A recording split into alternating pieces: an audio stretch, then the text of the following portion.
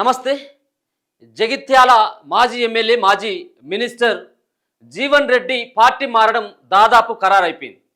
So అప్పటికే ముహూర్తం సైతం కూడా ఖరారు కావడం జరిగింది. ఈ నెల 25వ తేదీన ఆయన పార్టీ మారేటువంటి అవకాశాలు స్పష్టంగా కనబడుతుంది. సో కాంగ్రెస్ పార్టీతోటి 40 ఏళ్లుగా అనుబంధంగా ఉన్నటువంటి జీవన్ రెడ్డి ఎట్టకేలకు ఆయనే కాంగ్రెస్ పార్టీ సభ్యత్వానికి రాజీనామా చేయబోతా ఉన్నాడు. సో అనేక రకాలైనటువంటి కారణాలు ఉన్నాయి.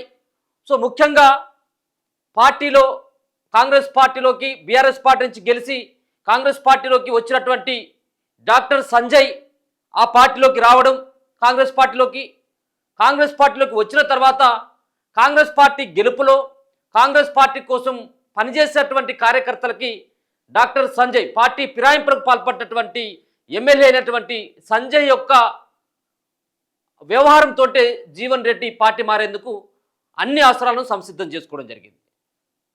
ఇప్పటికే ఆయనను బుజ్జగించేందుకు ఈ ఒక్కరోజు కాదు, పార్టీ ఫిరాయింపులకు పాల్పడ్డ తర్వాత నెక్స్ట్ డే నుంచే మొదలైంది జగిత్యాలలో యుద్ధం. డాక్టర్ సంజయ్ వర్సెస్ జీవన్ రెడ్డి లాగా అక్కడ మారిపోయింది. కాంగ్రెస్ పార్టీలో రెండు వర్గాలుగా విడిపోయినాయి. ఒకటేమో సంజయ్ వర్గం, అది కూడా కాంగ్రెస్ వర్గమే, ఆయనతో పాటు కొంతమంది బీఆర్ఎస్ పార్టీలో ఉన్నారు అనుకోండి, అది వేరే విషయం. దాని తర్వాత జీవన్ రెడ్డి వర్గం, 2 వర్గాలుగా విడిపోయినాయి. అయినప్పటికీ కాంగ్రెస్ పార్టీలో తనకు మాత్రమే ప్రయారిటీ ఇవ్వాలి, తాను చెప్పినటువంటి వాళ్లకు మాత్రమే టికెట్లు ఇవ్వాలి. ఇక్కడ కాంగ్రెస్ పార్టీ అధికారంలోకి వచ్చింది కాబట్టి ఇక్కడ చాలా రోజుల పాటు అంటే 10 ఏళ్లుగా కాంగ్రెస్ పార్టీ అధికారం లేదు, చాలా విధాలుగా నష్టపోయిన కాంగ్రెస్ పార్టీని నమ్ముకొని ఉన్నటువంటి కార్యకర్తలకి న్యాయం చేయాల్సినటువంటి అవసరం ఉంటుంది. కాబట్టి ఆ బాధ్యతలన్నీ కూడా ఏ విధంగా జగిత్యాలలో ఉన్నటువంటి కార్యకర్తలకి కాంగ్రెస్ పార్టీ కార్యకర్తలకి న్యాయం చేయాలన్నా కానీ అది నా చేతుల మించే జరగాలనేది మొండి పట్టుదలతో జీవన్ రెడ్డి ఉన్నాడు. కానీ పార్టీ మారినటువంటి సంజయ్ కూడా ఇప్పుడు కాంగ్రెస్ పార్టీ, సరే అఫీషియల్గా వాళ్ళు కాకపోవచ్చేమో కానీ మనకు తెలుసు కదా, పార్టీ ఫిరాయింపులకు పాల్పడి ఆయన కాంగ్రెస్ పార్టీ కండువా కప్పుకున్నాడు బీఆర్ఎస్ పార్టీలో గెలిచి. అయితే మొన్న జరిగినటువంటి మున్సిపల్ ఎన్నికల్లో ఈ యొక్క పంచాయతీ ఇంకా తీవ్రమైపోయింది. మొన్న డాక్టర్ సంజయ్కి సంబంధించినటువంటి వర్గీయులకే ఎక్కువ మొత్తంలో టికెట్లు ఇవ్వడం జరిగింది, బీఫామ్లు, కాంగ్రెస్ పార్టీ. దాంతో జీవన్ రెడ్డి ఇండిపెండెంట్ అభ్యర్థులకు కూడా మద్దతు ఇవ్వడం జరిగింది. ఇండిపెండెంట్ అభ్యర్థులను బరిలోకి దింపి ఆ పార్టీ గుర్తుపైన యాపిల్ గుర్తో లేకపోతే ఇండిపెండెంట్ గుర్తులకి ఓటేయని చెప్పేసి ఆయన మద్దతుదారులకి, ఆయన కాంగ్రెస్ పార్టీలో ఉంటూ ఇండిపెండెంట్ అభ్యర్థులకు ఓట్లు వెళ్ళి కాంగ్రెస్ పార్టీ అభ్యర్థులను ఓడగొట్టండి అని చెప్పేసి కూడా ప్రచారం చేసింది ఆయన. సో ఒకానొక దశలో జీవన్ రెడ్డి పైన వేటు వేసేందుకు ఉన్నటువంటి కాంగ్రెస్ పార్టీ అధిష్టానం కొంత సీరియస్గానే తీసుకున్నది. ఎందుకంటే పార్టీలో ఉంటూ పార్టీ అభ్యర్థులు ఓడిపోవాలని చెప్పేసి ప్రచారం చేయడం ఏంటిదని. సో మొత్తానికి ఎట్టకేలకు జగిత్యాలలో ఒక సంజయ్ వర్గానికి ఎక్కువ టికెట్లు రావడం, ఎక్కువ టికెట్లని కాంగ్రెస్ పార్టీ అధిష్టానం ఇవ్వడం, మరో పక్కన ఆ సంజయ్ యొక్క పెత్తనమే అక్కడ పెద్ద ఎత్తున నడవడం, ఇదంతా చూసినటువంటి జీవన్ రెడ్డికి కొంత కలత చెందిండు. చాలా రోజులుగా దీనిపైన అనేక రకాలుగా ఫిర్యాదులు కూడా జరిగింది. గాంధీ భవన్లో ఫిర్యాదు చేసిండు, మన మున్సిపల్ ఎన్నికల్లో ఇక్కడ ప్రజాభవన్ దగ్గరికి వచ్చి కలవడం జరిగింది, టికెట్ల విషయంలో అన్యాయం జరిగిందని. సో అయినా కానీ కాంగ్రెస్ పార్టీ అధిష్టానం సంజయ్ పైన చర్యలు తీసుకునేందుకు వాళ్ళు వెనుకాడుతూ ఉన్నారు. కాబట్టి సంజయ్ తోటే మీ రాజకీయం నడిపించుకొని కాంగ్రెస్ పార్టీలోనే అనుబంధంగానే ఉంచుకొని మీరు తప్పించి ఇక నా సేవలు మీకు ఉండవు అని చెప్పేసి ఆయన ఓపెన్గానే స్టేట్మెంట్ ఇచ్చిండు.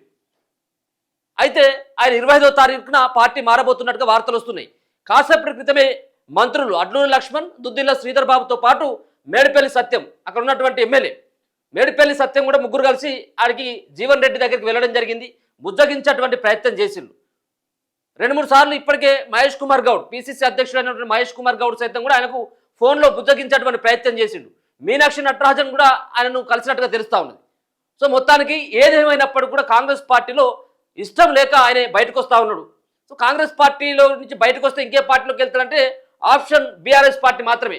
అంటే బీఆర్ఎస్ పార్టీకి సంబంధించిన కేటీఆర్ తోటి ఒకనొక దశలో చర్చలు జరిగినాయి. వాళ్ళ కోడలైనటువంటి చరిష్మా రెడ్డికి కూడా టికెట్ ఇవ్వాలి, మేము నీ పార్టీలోకి రావాలంటే కొన్ని షరతులు కూడా జీవన్ రెడ్డి పెట్టినట్టుగా తెలుస్తూ ఉన్నది. కాబట్టి బీఆర్ఎస్ పార్టీ అధిష్టానం అంటే కేసీఆర్ కూడా ఆయనకు అభయం ఇవ్వడం జరిగింది. కేశవరావు ఎవరైతే ఉన్నారో ఆయనకు ఏ విధంగానైతే ఆ రోజు ప్రయారిటీ ఇవ్వడం జరిగిందో నీ కూడా ఆ విధమైనటువంటి ప్రయారిటీ ఇస్తా, మీ యొక్క కోడలికి చరిష్మా రెడ్డికి సైతం కూడా టికెట్ ఇవ్వడానికి పార్టీ కూడా మేము ఖచ్చితంగా కూడా ముందుంటుందని చెప్పేసి అభయం ఇవ్వడంతో ఆయన పార్టీ మారేందుకు సంసిద్ధం అయిపోయాడు. అంటే 40 ఏళ్ల సుదీర్ఘ అనుభవం ఉన్నటువంటి వ్యక్తి, కాంగ్రెస్ పార్టీలో చాలా సీనియర్ లీడర్ అయినటువంటి జీవన్ రెడ్డి ఎట్టకేలకు పార్టీ అయితే మారబోతా ఉన్నట్టుగా స్పష్టంగా అర్థమవుతా ఉన్నది. ఇప్పటికే ఒక ఫంక్షన్ హాల్ సైతం కూడా బుక్ చేసినట్టుగా తెలుస్తున్నది. 25వ తారీఖున పెద్ద ఎత్తున జగిత్యాలతో పాటు మిగతా సంబంధించిన కొన్ని ప్రాంతాల నుంచి జీవన్ రెడ్డికి సంబంధించినటువంటి అనుచర వర్గం అంతా కూడా కాంగ్రెస్ పార్టీ సభ్యత్వానికి రాజీనామా చేసి ఆ రోజే నిర్ణయం తీసుకోబోతా ఉన్నారు వాళ్ళు ఏ పార్టీలోకి వెళ్ళబోతుంది అనేది. అంటే ఒక పక్కన రాజీనామా చేస్తున్నామని చెప్పేసి ప్రెస్ మీట్ ద్వారా తెలియజేసి తన అనుచరులతో మాట్లాడి ఇమ్మీడియట్గా డిసిజన్ తీసుకొని నేరుగా హైదరాబాద్లో ఉన్నటువంటి బీఆర్ఎస్ పార్టీ తెలంగాణ భవన్ ఏదైతే ఉందో బీఆర్ఎస్ పార్టీకి సంబంధించిన కార్యాలయం, సో ఆ పార్టీ కార్యాలయంలోనే బీఆర్ఎస్ పార్టీ తీర్థం తీసుకోబోతున్నట్టుగా కొన్ని అయితే వార్తలు వస్తూ ఉన్నాయి. సో ఏదేమైనప్పటికీ కూడా ఆయన ఇద్దరు బుజ్జగించినప్పటికీ కూడా ఆయన ఈ విషయంలో వెనక్కి తగ్గేటువంటి అవకాశం అయితే కనబడట్లేదు. ఎందుకంటే అక్కడ కాంగ్రెస్ పార్టీ అధికారంలోకి రాకముందుకు కష్టపడడం, కాంగ్రెస్ పార్టీ అధికారంలోకి వచ్చిన తర్వాత కూడా కాంగ్రెస్ పార్టీని నమ్ముకున్నటువంటి వాళ్ళకి అన్యాయం జరగడం ఏంటిది అనేది ఆయన ఓపెన్గానే చెప్తా ఉన్నాడు. సో జీవన్ రెడ్డికి కూడా కాంగ్రెస్ పార్టీ పెద్దగా అన్యాయం చేసిందని అయితే ఏమి లేదు. మొన్న ఎమ్మెల్యే టికెట్లు ఇవ్వడం జరిగింది, అంతకంటే ముందు టికెట్లు ఇవ్వడం జరిగింది. మొత్తానికి కాంగ్రెస్ పార్టీలో ఎక్కువ మొత్తంలో బీఫామ్లు తీసుకున్నటువంటి వ్యక్తి జీవన్ రెడ్డి. సరే, అయినప్పటికీ కూడా ఇప్పుడు జరుగుతున్నటువంటి పరిణామాల నేపథ్యంలో పార్టీ ఫిరాయింపులకు పాల్పడినటువంటి వ్యక్తిని పార్టీలోకి తీసుకుని వచ్చి పార్టీ కోసం కష్టపడ్డటువంటి వ్యక్తులని ఇలా తుంగలోకి తొక్కడం ఇది సరైనటువంటి విధానం కాదు అని చెప్పేసి ఆయనే వాదిస్తున్నటువంటి అంశం.